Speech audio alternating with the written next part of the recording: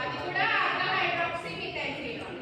So ఇక్కడ నేను ఏం చేస్తానంటే ఫినాల్ కండెన్సేషన్ చేస్తున్నా. ఏం చేస్తున్నానంటే ఫినాల్ కండెన్సేషన్ చేస్తున్నా. దీని పేరేంటి?